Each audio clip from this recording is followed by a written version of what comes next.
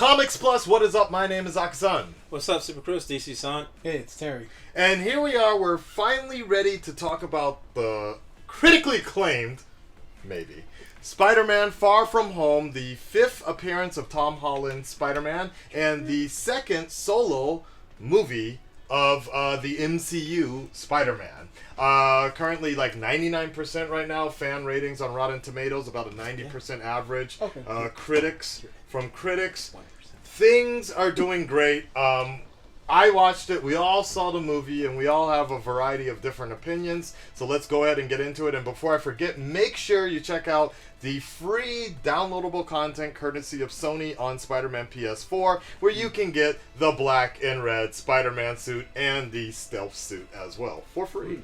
Amazing. The Night Monkey suit, right? The Night Monkey! Night Monkey! Night Monkey! So, in this particular movie, we see Spider-Man and the life of Peter Parker post-Endgame. Spoilers, of course, if you have not seen Endgame at this point in time. Go watch it and then come back. Shouldn't be here. So, post-Endgame, Captain America no longer around. Tony Stark is dead. Everybody's aware of it. And from what we call the decimation, and the decimation of what Thanos did, the time period of people coming back, The blip. they've decided to call that the blip. So we have the decimation, but then the return of everybody, they call it the blip, or at least that's what they're calling it over in New York or so. Yeah. And so Spider-Man does a really good job, or I should say the story does a really good job of trying to explain to people that this isn't 2019 now. We're actually watching the movie in 2023. So there's a 5-year gap for a lot of people, but for other people, they've essentially stayed the same age. So conveniently, we have the entire Midtown, the primary characters, the primary characters, including Mary Jane. His name's Ned, right? Or, Yes. Yeah. I want to call Ned, Flash. right. Ned, Flash, Mary Jane, are Betty Michelle, Betty Grant, of course Peter. They're all essentially the same age because they never aged. I always forget his name. That one guy. The tall Asian guy that Right. plays somewhat of a love interest or mock Right. love interest. So he's the only one that aged up. Unfortunately, I forgot his name. No disrespect to the actor or the character. I just don't remember. Sorry. Interesting enough, now that I think about it, though, why is he actually in that class? Oh, Wouldn't he no. have graduated at that point? No, because at the beginning of the movie, when they're doing the recap of what happened, Right. where they have the two students talking, Betty's one of them, said that basically they've all been through school and actually have to do that year again and repeat it. So basically anyone that was left there had to repeat because there wasn't any students there. Now, of course, they could have just graduated per se, but they're making some students. It's been 5 repeat it. years though. But Yeah, it's possible. I know that. It's possible that he was a lower classman and kind of. That's right. No, Because that's right. he was That's right. younger than that. Yeah. No, so that Asian kid that aged up, that was actually the kid that was in the lower grade Yes. And, during the chess when the- Peter was hiding from something. Yes, in the and first movie. The little kid was like, "What are you doing?" Like that. Yeah. I remember That's- that. that's Okay. who he's and supposed 5 to be, years yeah. later, now he's their age. Exactly. You know- Sorry. You know that's what I loved about yeah. that too? After Endgame, or even after Infinity War, people were all these questions like, "So what's gonna happen to this character and that character? How are we gonna explain?" It's like, how's about we just say that all the cast disappeared Yeah. and came back, Yes. done, and that's exactly what Yeah. the creators did. And I like that. I like that it was convenient because that's the thing that comics tend to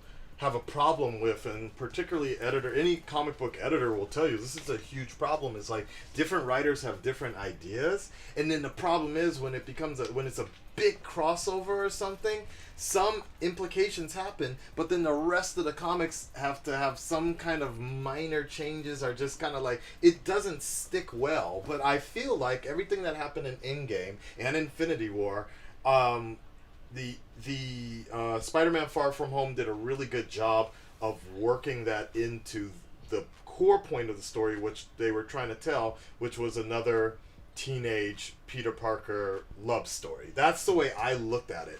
It was really hard for me to adapt with that with Homecoming, because I was still coming off of really enjoying what we got from Andrew Garfield. Yeah.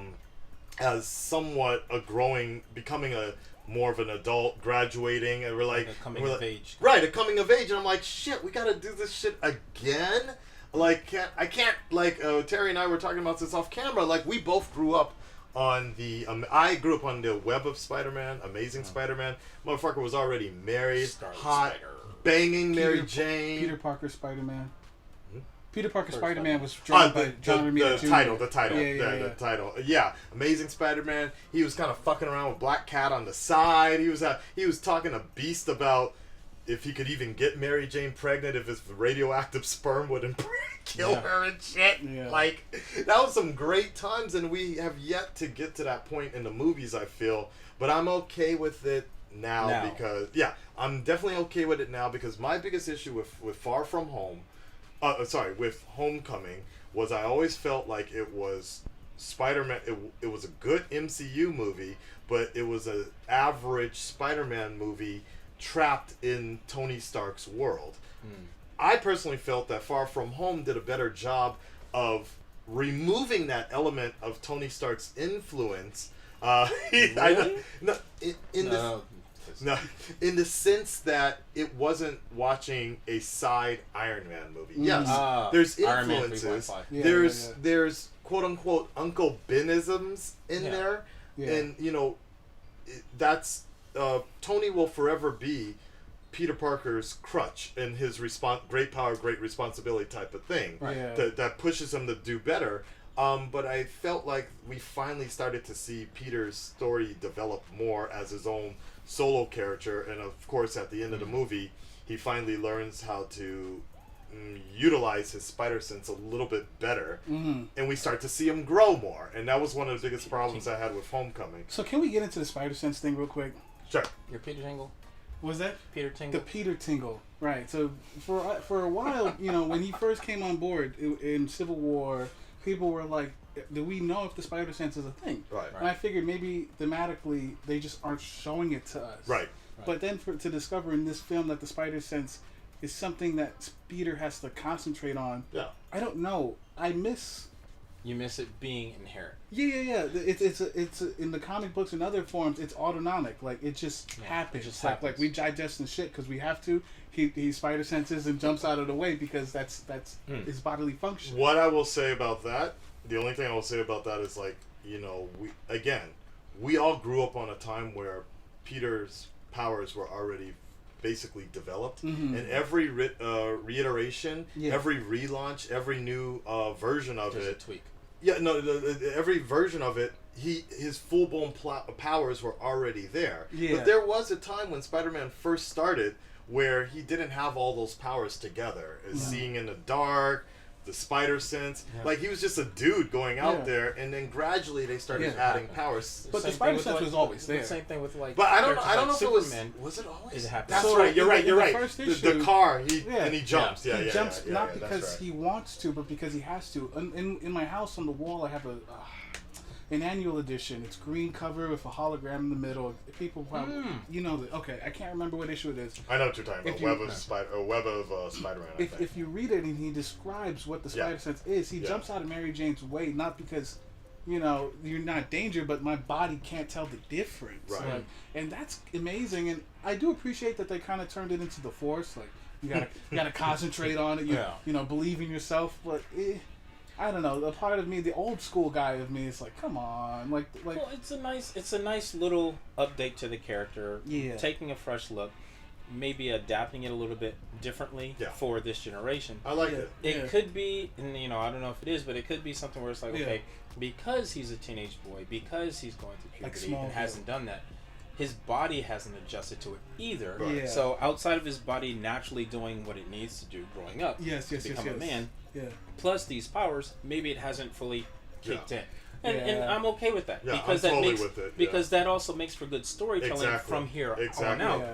Because and it becomes gradual. And there's so many times, like, we think about it, we're like, okay, wait, so he got fucking hit by a train or a banana, but he could avoid Thanos' punch. That's the thing. Yeah, but he's in the middle of a fight and he knew it was coming. Right. It's like different. Looking at it. It's different things. It's kind of like I like the fact that it's not the spider sense. Like, isn't perfect. Exactly. Yeah. Like you can't avoid everything. It never was. Yeah. But you just made me think of Smallville and just had me think like, okay, in that show, Tom Welling didn't entirely have control over everything. Right. Yeah. I remember when he was in Heat and he would just heat vision stuff, because oh fuck, I'm hard. Like, okay, I'll take that, Peter Tingle. Yeah. So yeah, the same thing. It's like even like you mentioned, Superman didn't have all of his powers starting out, and if he did, he didn't know how to control them. Yeah. So it took time, and doing that gives the writers a chance to have him interact with different types of characters and villains, to see how he adapts to it and to write it in. Okay. And make the story more interesting later on. I'll take That's that. how I look at it. That's good. So I liked the movie. And I'm thinking I more or less loved the movie. I love guys. I'm sorry. I'm trying to keep a straight face, but his reaction to his first time is like, love the movie. Okay. I'm thinking at this point, like it's gonna be like for some of these things, I didn't come out of the movie like super hyped, but I did come out of the movie appreciating what they were doing, and like I wait for this thing. I would put it up there. Right around. Huh? Far from Home. For me, it's definitely better than Homecoming. I wasn't a big fan of Homecoming. Watching it the second time around, I actually really did like Homecoming a lot more, but it was just really hard for me to get off of the reboot of. Yeah, like I'm like, damn, we gotta go through this fucking shit again. Yeah. But it's funny. It's not again. Like in all truth, the Amazing Spider-Man and Raimi's Spider-Man, they hired grown men to play the role, but that's because they wanted to graduate out of high school and get to the adult one. I do kind of appreciate that they're trying to do something different with these high schoolers. Yeah. But like we said, we ain't in high school anymore. Right. Like we're so above that. We all, But I'm okay. I personally, like, for me, I put it up there right under Spider-Man 2, right under Amazing Spider-Man 2, which I actually really liked parts of it. I put it up there as one of my top 3 Spider-Man movies of just the solo movies. And I'm actually looking really forward, like the way I saw this movie and what I think they have planned, and the fact that they're trying to do like a Star Wars type movie, a Star Wars saga. The first 3 movies, high school. The next 3 movies, college. And then the last 3 movies is going to be his adult life. That's what they're essentially trying to do. 9 solo movies completed. Let's hope we keep him for that long. Yeah, that's what I'm saying. Like, I'm actually starting. They might cast his cousin as the next young Spider-Man. I'm actually starting to really enjoy Tom Holland and really starting to believe that he might just be the best of both worlds, Peter Parker and Spider-Man. DC son, what did you think of the movie? I liked it. Like you, I like Andrew Garfield's iteration of Spider-Man. Given there are a few scenes where it's like, that was kind of mean, that people, tend to point out, like stealing someone's ID to get into the building, whatever. That's fine, whatever. But I liked how he balanced Peter and Spider-Man. Yes. Story-wise, there were some issues I had with like him leaving the house, closing the door, all the glass breaks, and in the first one, and then Ben and then Ben leaves, and like you just left your wife there in an unsafe house with the glass door broken. He calls someone to fix it, and then he gets killed. that scene specifically kind of hurt, but otherwise I enjoyed it. Amazing Spider-Man 2, definitely enjoyed it more than the first one. For this movie, I enjoyed it because it felt like they were trying to develop more of a story for Peter. Exactly. Definitely they did. And not focus so much on everyone else. Exactly. Like everyone else had a little input, but they weren't the main focus. And like I mentioned, I liked how he was dealing with the anxiety of losing basically his second father. Yes. And mentor. But also, considering he had been on another planet, had been blipped out, so to speak, and come back and having to readjust to, I was actually dead and gone, or trapped somewhere, and I'm back. Yeah. And seeing all these changes to the Earth, and fought this galactic villain, and I've got, these things happening here. I really just want to take time to be a fucking kid. Chill, yeah. And see what it's like having that life that Tony had with Pepper Potts. And something I like that part. Something I really will point out too. You bring up a really good point. Is like what Peter Parker. A lot of people might get mad about Peter Parker taking a vacation or Spider-Man taking a vacation, but he was dealing like it's actually a good contrast. after Avengers, Yeah. Iron Man, Tony was going through some PTSD and Oh, shit, yeah. and he Hardcore. also needed some form of a break or something like that. So we all work through tragedies differently. I love that movie still. And considering what they went through, if he didn't need time off, then you should worry. Yeah. Because as a 16-year-old kid, having to grow up fast, and then being an Avenger, which some people have issues with, is like he's too young with no training to be an Avenger, whatever. All these things happen, and now that he's back, he's like, I just need some time to deal with what happened. Right. I don't see any problem with that at all. So you definitely like the movie. Where would you roughly rank it without really thinking about it too much? Without Spider-Man really thinking about it. It's solo funny, movies. but the sequels I actually liked. I liked Spider-Man 2. I agree. I liked Amazing Spider-Man 2. Right. And I liked this one. For whatever reason, it's the sequel, the right? twos in the Spider-Man the series. sophomores are their have hit it. strongest. Yeah. So I liked it. There's some issues I have with the movie, nitpicky stuff, but that's something that we can get into wait it a little bit until later. after him. Yeah, okay. Terry, So, what did you think? Terrible Terry! It's funny. Gonna need this little tea side. Yeah, let's crack it open. Let's do it before I start. Time for that tea. All right. It's so strong. Japanese size. Yeah. Cheese size, right? Okay, so I'm not gonna say I like the movie. I have a blog on my website, Spider-Man Far From Great. I appreciate what they were trying to do. I thought it was, but I found a lot of it to be boring. And unfortunately, when they have a movie and they have Mysterio in it, regardless of who plays it, don't care. Even though Jake Gyllenhaal was great, I can't. Someone like my wife who's casual, she don't know Mysterio, so the marketing is gonna trick her. But for folks like myself, it's like I'm watching this movie for the first two halves, waiting for the first two thirds, waiting for the twist to come. And I don't know. I think that took a lot from me. Because you already know he's because the twist didn't happen soon enough, or because you expected it to. I expected it to. You saw it coming, so you're sitting there waiting for him. Okay, he's gonna trick Spider-Man. We all know he's lying. Come on, da da da da. And then the glasses come off, and that's when I was like, I don't like this movie. Like that's it. He gives up his responsibility to a dude that he just met, not Falcon, not Bucky Barnes, not Black Panther. Nah, this Jack that came from another fucking galaxy apparently, universe. I don't know. That it might be a nitpick, but that's a theme that I strongly think is too much. Maybe if Mysterio tricked him better, but he premeditated. He thought about it and was like, "No, you're the right guy." Like he willingly did that and thought about it and still gave up this valuable weapon essentially to a stranger danger. Come on. And that's what I've always not liked 16-year-old Peter Parker, kiddie Peter Parker, and then he does this. It's like, come on. I will say that your gripe about that scene is the scene that I actually didn't like in the movie, because I felt like we either needed more time established with Mysterio to build more of a rapport with him before giving him the glasses. Otherwise, for me, it's like, hey, I'm not ready. I don't think I can handle this right now. Let me either keep it and safeguard it, or give it to Nick Fury and have him hold on to it. Yeah. Why? Because it's someone you kind of know. It's someone whose intentions, for as far as you know and as far as the Avengers knows, is good.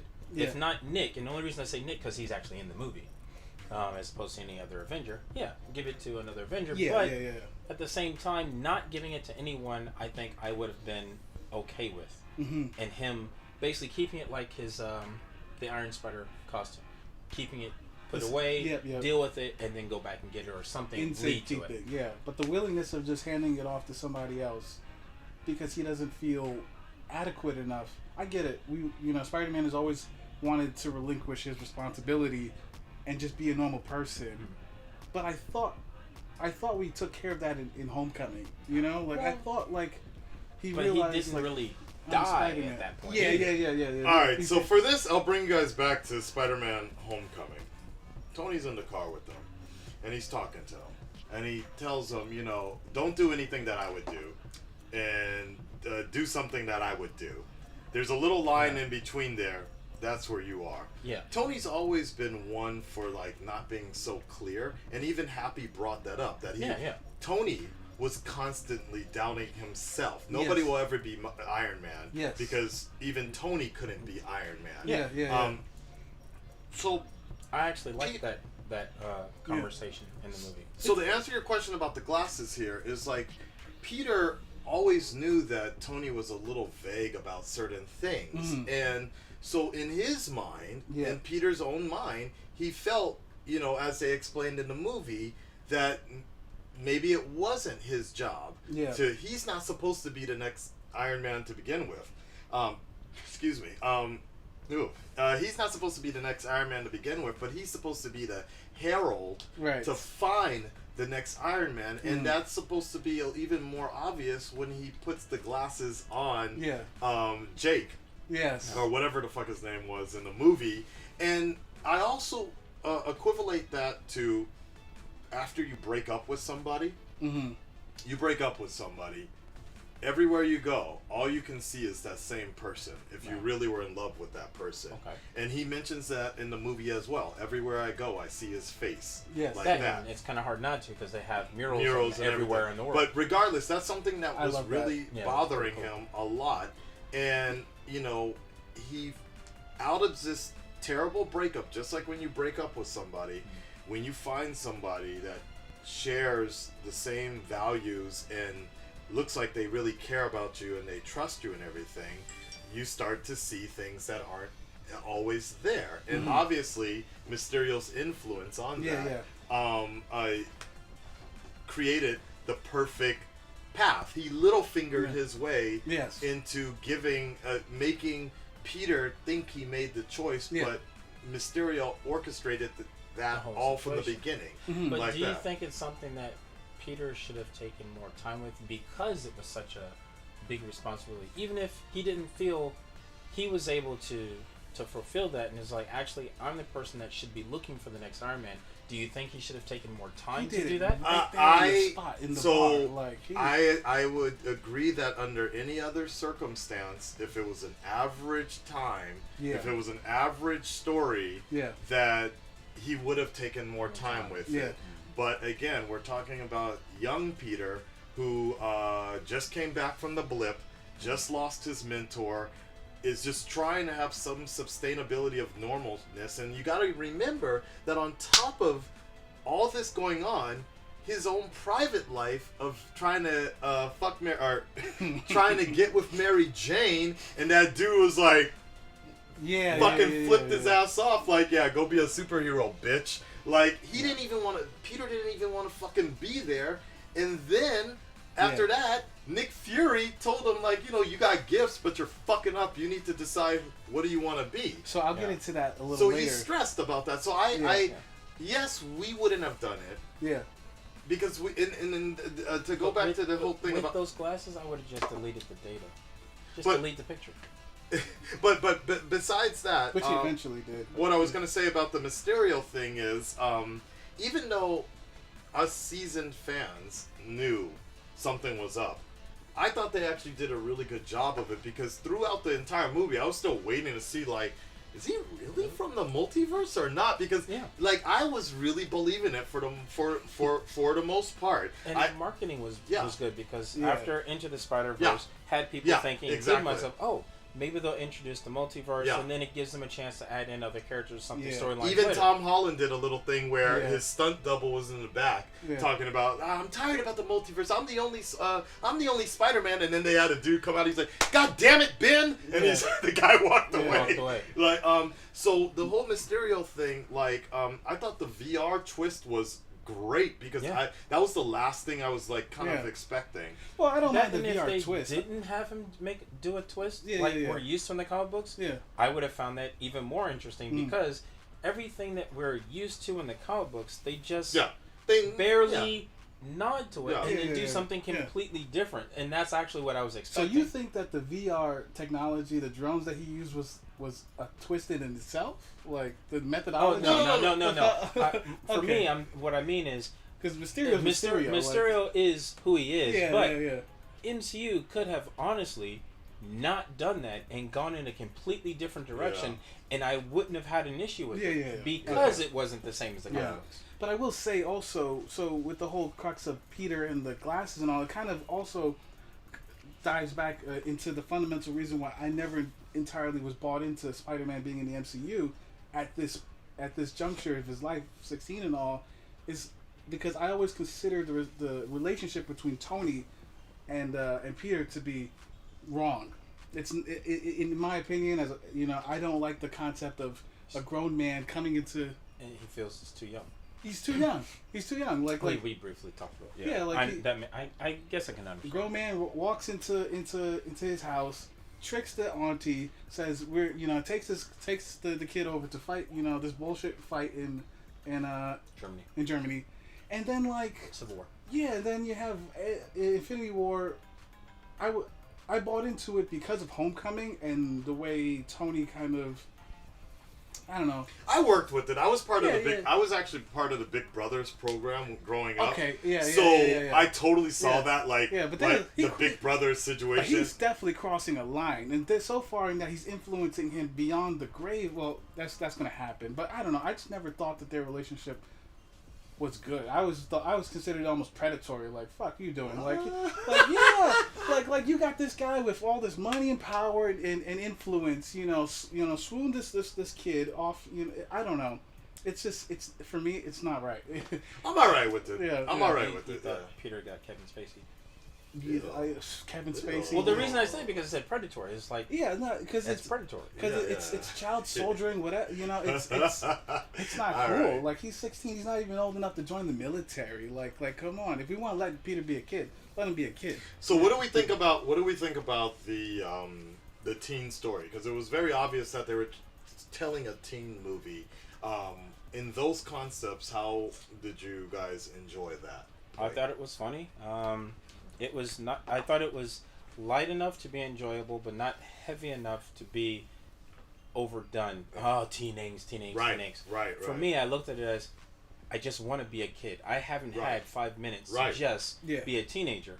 And then on the other side, it's like every chance I get to kind of just take a moment, someone is stepping in and taking it from me, whether it be Nick Fury or what's going on with Mysterio. What's his name? Flash always stepping in and giving his 2 cents for stuff. Yeah. It's frustrating. I just want to be a kid. I didn't have a problem with that. I thought balance wise it was good. Yeah, I liked it too. I thought I was gonna say that. Yeah, I thought it was cute. Essentially, especially the whole MJ and Peter dichotomy. They have great chemistry. Yeah. And I'm also glad that they're dating in real life. Well, no, like they didn't. They are. I hope so. As far as I know, yeah. I'm glad they didn't cop out. I'm glad they are because they make a good couple. Yeah, I'm just glad they didn't cop out with another MJ. That would have sucked. Because I've heard people trying to say that's going to be a thing. But I thought it was good. It was cute. I thought Ned getting his own girl throughout the whole. I actually like that because the big guys that they usually have in these films, they always end up being the comedic relief, but never have a love interest at all. And then they broke up at the end of the movie. Fine, but that was cute. But that's okay. Cute, But the way they played it was nice. Yeah. Yeah, and you know what, Ned? It's funny. I never really liked him in the first movie, but this one, I really did. He was very much like, yo, wait, this is happening in Prague? Yo, you got to do something. Like, you got to help. And I don't know. I really. I thought that worked well. Yeah. Guy in the chair. What about you? What?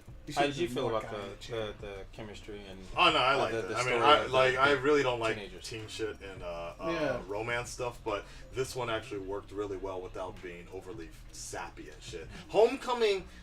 For what they were trying to do, I was like, all right, it's fine. I'm waiting for him to grow up. This one I didn't mind too much because it actually connected to me a little bit more and reminded me of the time that I went to Catalina and your whole school, you take a school trip and shit. So Catalina is one of the closest islands from Los Angeles. Okay. So kids, we would sometimes take school trips there like that. All right. And we get on a boat and all that. So For the two of you, the next Spider-Man movie, would you want it to be around the same time so they're still 16, or would you want them to have a year or two down the line, considering be a little older?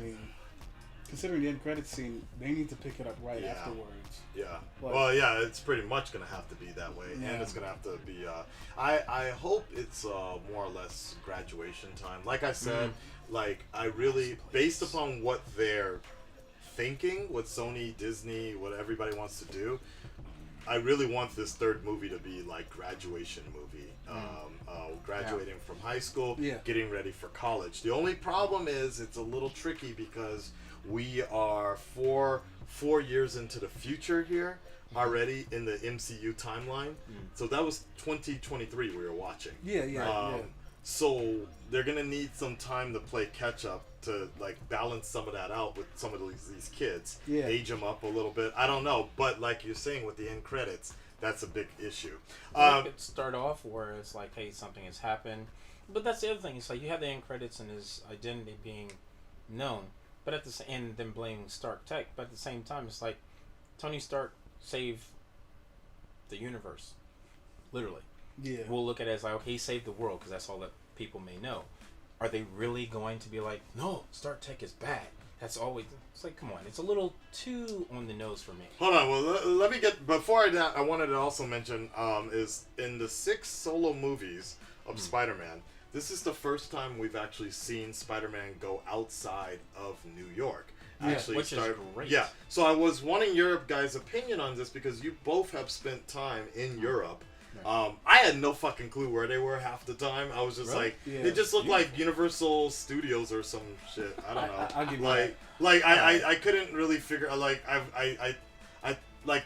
I knew Assassin's Creed. Yeah. So I knew It's they were actually- in it's- Venice. It's really good. Yes. Assassin's Creed is a really. I knew they were in Venice, but every other place, well, London, yeah, obviously I knew, but everything else I was just like, where, and like, the place where he used the cell phones, was that Netherlands, or? Yeah. He's in Netherlands.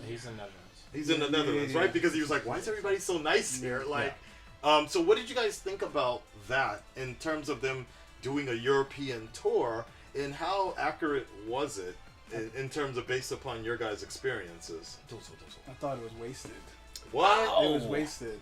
It kind of reminded me, in all truth, of when Aquaman went to Sicily, and we didn't see nothing. Like, why did we go to? Why? I mean, there are some establishing shots, but I feel like the budget could have just been put into like let's have a little bit more action, right, and a little bit more excitement. I get they wanted to do a Euro trip movie, but You mean wait, Aquaman or Spider-Man? Spider-Man. Oh, okay. They sorry. wanted to do a Euro trip movie, and it was nice, but it was a waste, to be quite honest. And then I did not like this. Is another problem I have with the adults in this film, like them going from place to place to place. You know, everyone is just a little dumb in this movie.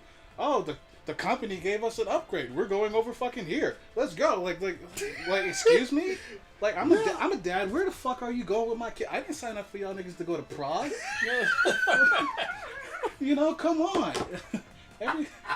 God.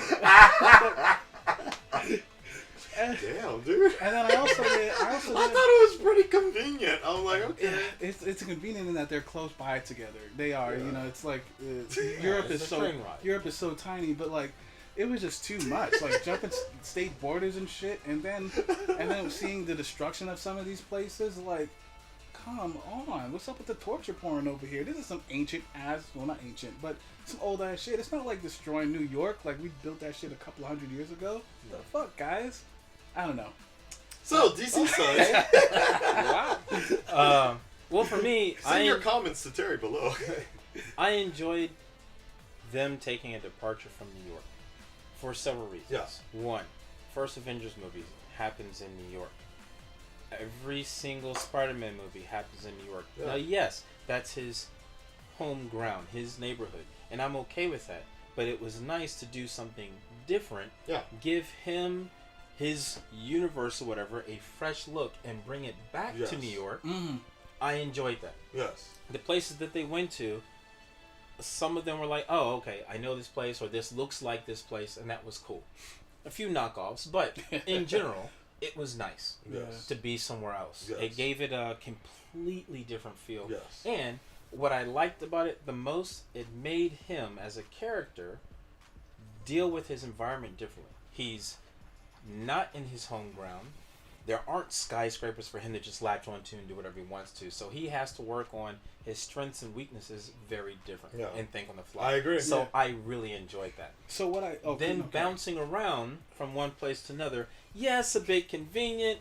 As a parent, I could understand what you mean. It was like, yo, where are you taking my kid? Because it's a little too soon, too fast. Yes. Now, yes, because you're in Europe, it is easy and relatively cheap to go from one country to another. You don't have the big issues like you do in the States.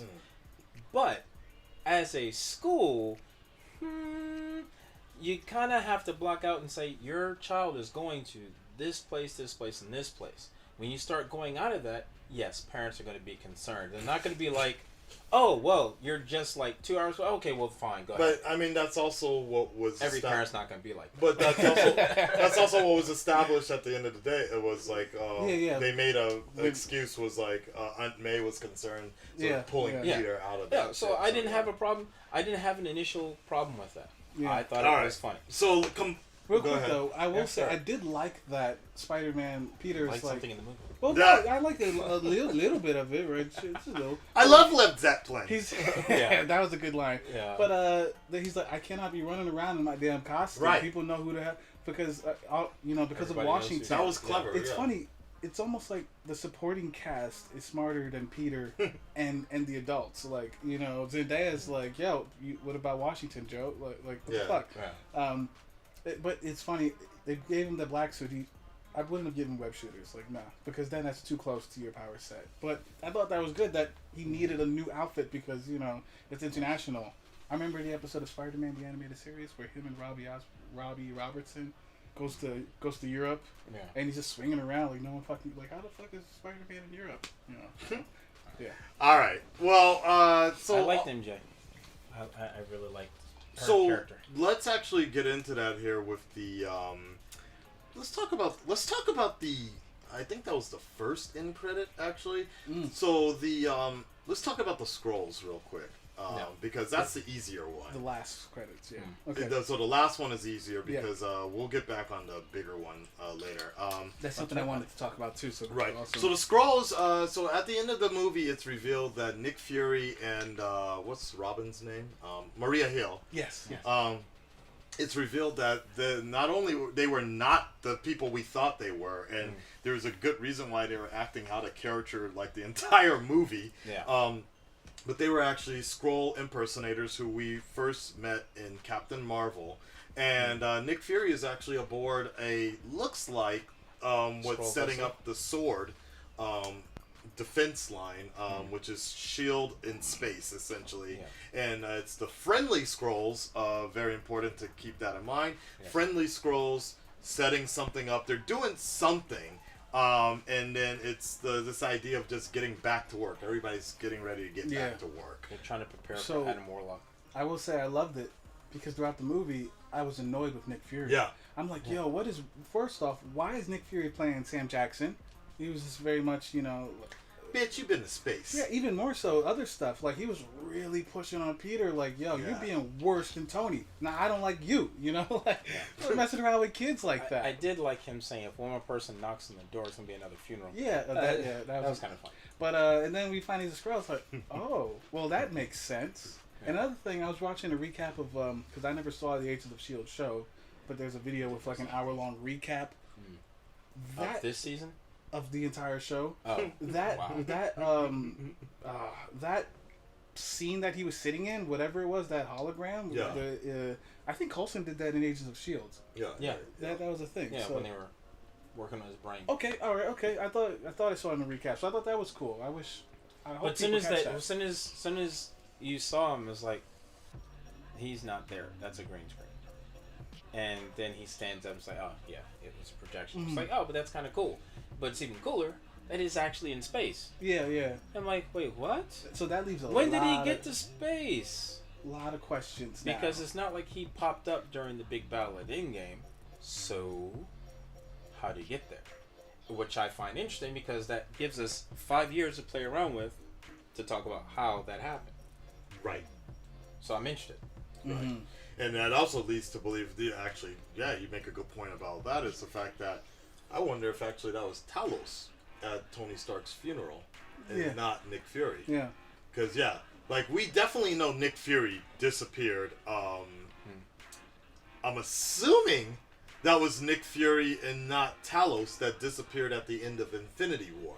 Shoot, for all we know, it could have been Nick Fury the whole No, it was time. Nick Fury that disappeared at the end of Infinity War. How do we know, though? That's why he called Captain But Marvel. that could be but Talos. Talos might have the same That thing. might actually be Talos They're doing the bros. thing, yeah. If that happens, I'm going to be super annoyed. That would be kind of. I wouldn't be upset at that. That would I be would, pretty because balls. that would mean that his character did not play the same in that movie as did in this movie. Good point. Good point. Because he was different, entirely He was different. Nick Fury in that movie, Yeah. and he was Talos in this one. Yeah, he was. It'd be interesting. Just so where do we think that end credits is setting up? What do you think it's going to be? Are they kind of briefly teasing the Fox involvement, Fantastic Four, Galactus, something like that, or is it more of a throwaway thing? It's not a throwaway. It's not a definitely. throwaway. Definitely. I mean, it did help to explain Nick Fury being weird in this movie. Right. But it also opens up the doors to a lot more other stuff. Yeah. And Like maybe looking for new people to replace the Avengers The that new are Avengers, no longer yeah, there. Yeah. And since he's in space, might be they could tie it into the Asgardians of the Galaxy. Possible. hell, even more stuff like the Eternals. Yeah, I was gonna say more galactic stuff. Like we spend a lot of time in this 2-3 phases. We spent a lot of time. This was the end of Phase 3. So we spent all that time on Earth primarily with the Guardians of the Galaxy movies as the outliers. Maybe we're shifting towards a more galactic storytelling because like during the comic book Civil War, I read Spider-Man Civil War. I never knew that there was like a annihilation going on in space. Yeah. Like that could be a thing we're working towards. Yeah, That's very possible. That sounds cool. Yeah, very it's possible. like you've got, as far as properties that they've announced openly and been okay with, you have the Eternals, the next Guardians. There's one more that I'm missing outside of Captain Marvel 2. Mm-hmm. And all these storylines could actually be tied together just in space to introduce Fantastic Four, the Eternals. The idea of the multiverse is a good way to is a possible good way to introduce X-Men and other characters. But I also think that they may take a small break before introducing the new X-Men, and if they introduce them, might be a character here and there, I'm cool with and that. there. Let's not rush it. As like cameos. We watch Spider-Man. And go somewhere. I'm okay if they introduce X-Men, but if they do, I'd like them to introduce characters that haven't been seen as the main core cast. Yeah, like a real rogue, for example. And that would be cool. Ouch. Just saying. Ouch. Yeah. That would be cool. All right, let's get into. We're gonna wrap this up here with the final big thing because I think this is a very controversial thing that irks.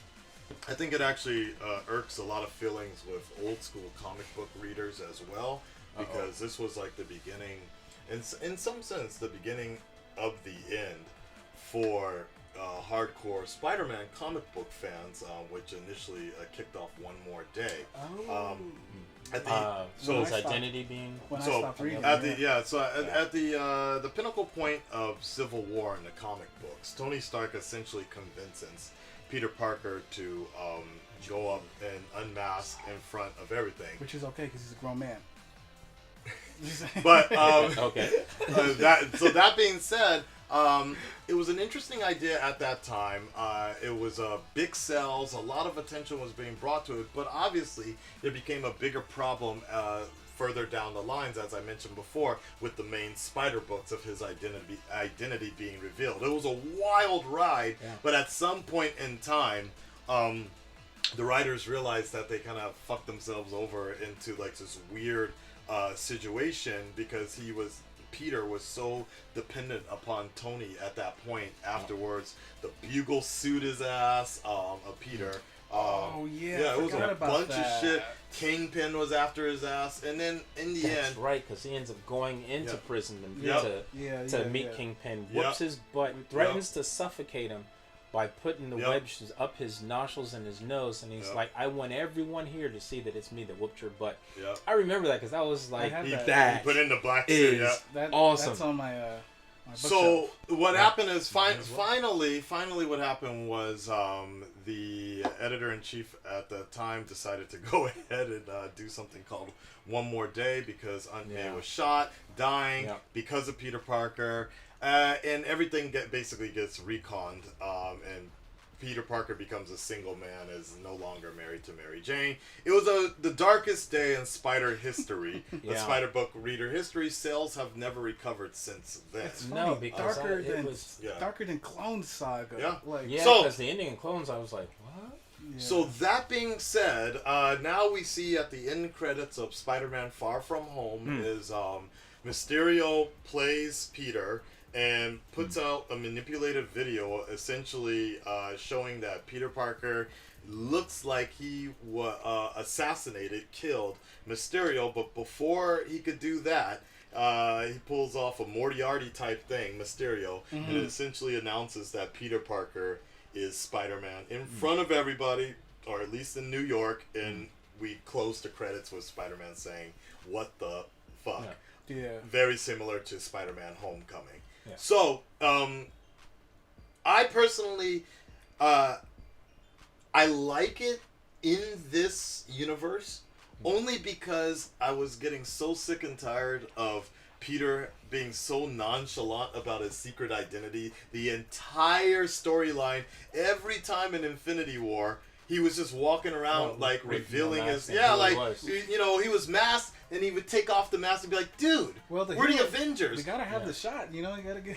So I was like, and I've had this conversation actually about a month before Far From Home came out. I actually had this conversation in the sense that that one lineup, Avengers Assemble line, was beautiful with the exception that Peter's fucking mask was off. And I'm like, why does he have to have that? Because I was so happy that Chris Evans, he kept that mask on, that helmet on, the entire scene, because another actor, like Tom Holland or whomever, would have had that shit ripped off by Thanos early on. You were so right with that. You know? And so I thought that was such even fucking Iron Man, his mask, his suit was on. Everybody was suited up except Peter had to have that one scene. I'm chilling thinking about this, man. Like, you are right. And that shit annoyed me so much. But somebody made a good point in the fact that, because this has always bothered me about all the Spider-Man movies. I think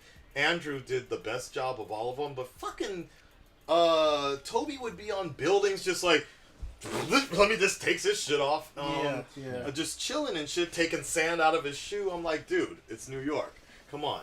But somebody made a really good point to me in the fact that, particularly in the MCU, is that secret identities don't really mean much to anything in this particular universe. Yeah. And when I think about that, in today's technology, the way things go viral, a secret identity is going to be really hard to compromise. And the reason I'm okay with this reveal is because I was just tired of this half-assed thing of like, I'm a superhero, but then I'm not. Right. No, this half-assed notion of trying to keep his identity safe in some situations, and not in other situations. Like, yo, wait, what the fuck?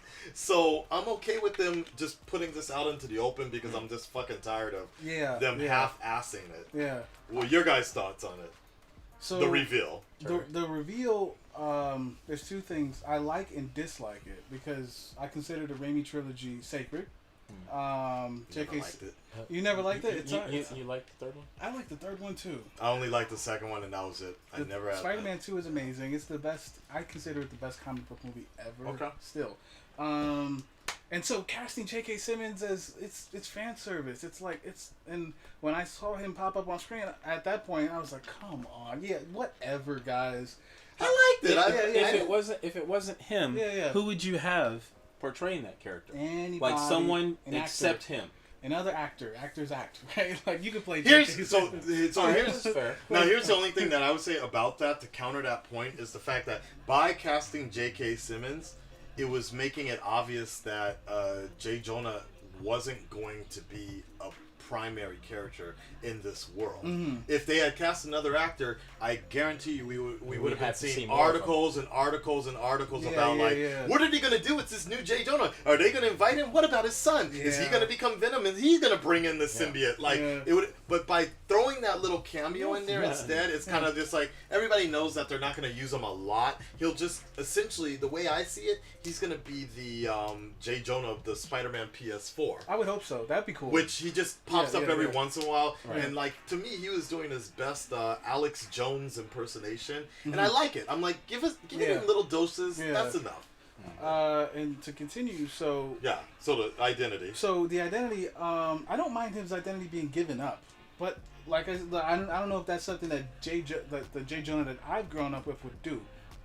You're talking about revealing the identity of a minor to the public. Well, it's not him though. It was Mysterio. Yeah. But he gave it to the press. He needs to capitalize on it. And the press released it. Yeah, they're gonna capitalize. Maybe Alex Jones's channel would do it, but if this is J.K. Alex Jones, Roger that's. But at the same look thing, at it like the first Iron Man movie. Yeah. And so that's something I was gonna say too. Like it's funny. By the end of the movie, I was thinking to myself, wouldn't it be cool if he just owns it? And you know, I thought he was gonna do that when he was practicing when he was talking to his aunt and Happy. That would have been awesome if he really did that. But they kind of took it from him. But aside from that, it's a new challenge for him to face the next film. Right. If he does that in the next film, I don't have an issue with it because I look at it as like the end of Iron Man. It's like, well, yeah, I am Iron Man. Yeah. And it's like, oh, okay. Well, now what? Yeah. Now what are you going to do with the character? Right. Because just because he gave up his, like you mentioned, it's 21st century. All this technology. Yeah. For him to not have his identity out there would take some work. Right. Mm-hmm. But then the opposite direction, actually, it wouldn't because he has the glasses. Yeah, and I was gonna. And he can have that all scrubbed. Yeah. He can have it scrubbed, or say, hey, you know, this was a viral video that was made and it was trying to bash a high school kid, but they could run it in any direction they wanted. This is true. Yeah. Okay, so all right, that works. Yeah. The opposite direction. What I don't want them to do is what they did in One More Day. I don't want them to erase his reality and block him from everyone's memory. Right. And then it was horrible. Yeah. I'm like this. Okay, look, he's Spider-Man. Fine. Yeah. You could do the same thing they did in Iron Man, where you had Rhodey take Iron Man's place when he actually couldn't do it, and portray to be Iron Man. Yes. And then people discredited Tony Stark as Iron Man. So, Right. He's not. All right. Well, Yeah. fine. Right. I don't care. I just want them to give a solid story for the next movie. I don't care about the big, over-the-top special effects. I want this next movie to actually be a little bit deeper in story because of where they're going and how they wrote this movie specifically. How they did this Far From Home movie, I need the next one to be deeper in story, because when I watched Amazing Spider-Man 2 and then how they were putting up that end scene where he's meeting Rhino, he's got the kid down on the ground, and he say, dude, it brought me to tears. Yeah, me too. Wow. Me too. I love that. I need that for the next movie. Like when he was seeing Stacy, Captain Stacy, having those. Oh yeah, that was hard. That's great. I was hoping that more of that for the Tony thing, but now that I think about it, I'm glad they didn't do that. Yeah, that's overkill. The repercussions of his identity being revealed is far to none, because the Avengers in this universe are very tight knit. He can easily just roll up and stay upstate, you know, like no, for real. Then it's like, You wish to mess with the Man of Spiders? You'll have to go through Son of Asgard. His support network is stronger than it was in the comic books. During that whole One More Day thing, when Aunt May got shot, Tony disowned him because he turned his back on him. Like he had nothing. He had no support. This one, he's got nothing but. Not even magic could heal the aunt, which you should have just let pass. She died a couple of times already. But yeah, in the movies, I don't see it being that big of a deal. I can see it being an issue though. I can see it being a big problem because, you know, but like I'm saying, I'm glad that they did it because, like, look, Mary Jane was like she said, she was like 60%. Like she figured it, like it was just so messy. Like every time he was trying to, especially when he went on vacation like that. There are just big issues with that. So Washington Monument, it was just kind of a little too obvious most cases.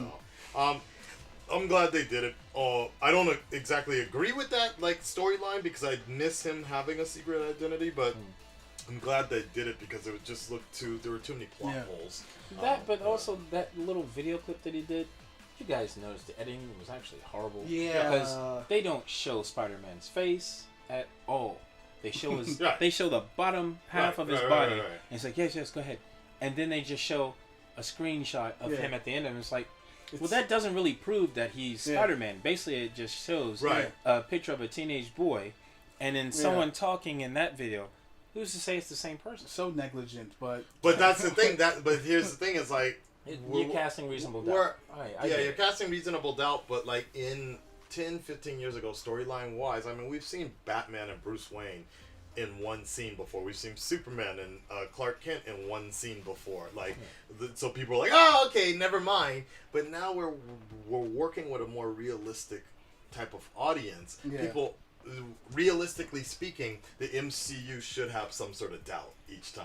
Yeah. The people will be like, are you really not Spider-Man? Like that, you know? So it'll be interesting to see how they do it. I hope in the next incarnation of the movie, I do feel, because I know that the director, he's hoping he'll come back for the third movie. And I would like that would be nice. I would like to let's get him back. Yeah. I would like to see him close out the trilogy. Yeah. Okay. Yeah. I'll agree with you. I want him to keep the tone. Yeah. The same. Because when you start messing with the tones, the film, having a tone slightly darker than another one, or one more upbeat than another, that's fine. But if it doesn't keep that underlining tone, it just feels. I will appreciate him for trying new things. Right. I don't like that. I don't like that he tampered with Tony and his legacy. But I will appreciate bringing it to Europe, not wanting Spider-Man in the first movie to be all swinging all around the city. But we still got that, though, in the second movie. Yeah. So, And then also, keeping the tone. Mary Jane's reaction was awesome. Yeah. And while swinging. I like that, because that's realistic. That was cool. Like, be scared as hell. Mm-hmm. Of course. Who wouldn't be? It reminded me of all the fucking video games I play, the drones where I was doing that shit in PS4. So. And keeping the tone is important, because Raimi was able to stay on board for all of it. Mark Webb did both the Amazing movies. Yes. So, all right, let's see what he can do again. So, I want to see some real gradual, progression. Again, I would like to see them wrap it up with wrap it up from high school. Wrap up the high school arc, and then bring in a different dude to do the college years. And I say give him a few years, and well, they won't have a choice because he's got 4, if not 5 movies slated already. Yeah, but what I'm saying is that's good time to give us a chance to enjoy what they've just filmed for this last installment, kind of decompress, and then come back to it fresh with a new theme or a new style. Well, we still need one more movie of after the third. After the third. Okay, yeah. And then give it some time, and then everybody looks really aged up after that. I still want to see Ned around. Every time I want to call him Genki or whatever. I still want to see Ned around. Peter, Mary, the core team. I still want to see them around. Fuck Flash.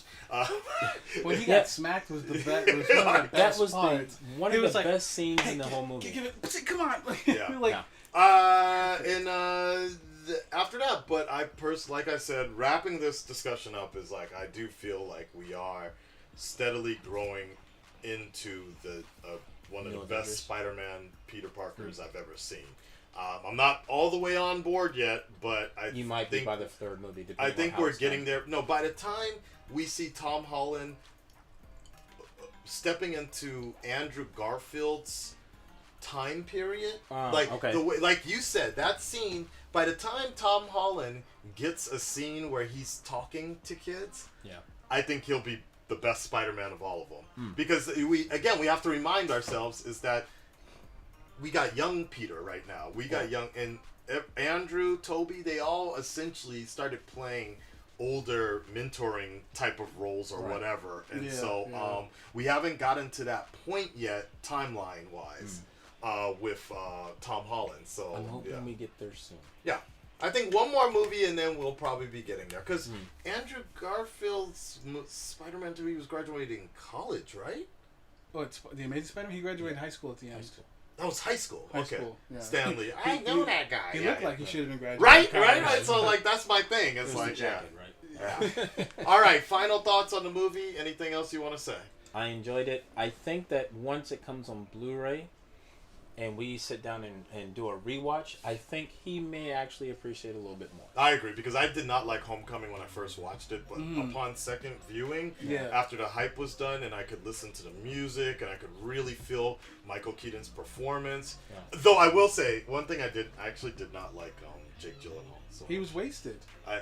He went from being somebody to his character in Nightcrawler. If you ever saw that, exactly. But he wasn't like I don't know, like he didn't have the gravis. After the big gravitas, reveal, the gravitas, after the big reveal, and he was standing on the bar. I'm like, it sounds like this is supposed to be a huge scene, but it didn't really carry the weight of it. And I was like, okay, like I thought. He wasn't really that scary, to be honest. But I will say that one Doctor Strange-ish scene that they had was fucking amazing. One of the dopest things I've ever seen was with him going through different realities. Oh yeah, or him just realities. fucking fucking around with Spider-Man's head just that whole time, and he was like, face it, if it wasn't for you, Tony would still be alive. I'm like, fuck! And then he gets fucking hit by a train. That shit was great, man. Yeah. Sorry, anything else? Oh, no, I was going to say it was okay. I wish Spider-Man did more action. Really, Mysterio did a lot of the work until he didn't. That's something I liked. Yeah. Because Spider-Man did a lot of action, so to speak, in his own way. Yeah. While fighting Thanos and other stuff. So, having another character do that for me, I was like, oh, okay. It's kind of fitting for the storyline also, where Spider-Man just wants to take the back seat. Yeah, and it helps for him to give up the glasses, which I don't like, but hey, I liked it. That's the movie. I liked it. And the big reveal that wasn't even from Tony to begin with. It was just an experimental shield, whatever, from Nick Fury. All right, guys, thank you so much for hanging with us for an hour here. That was a long one, I know, but I might just even turn this into a podcast. So he gets this lovely ass mirror there, yeah. Double it with me, DC son. With the lotion in the pockets. Patreon only. Turn all right. Off the dark. It's a fun show. Take care, guys. We're out. Peace.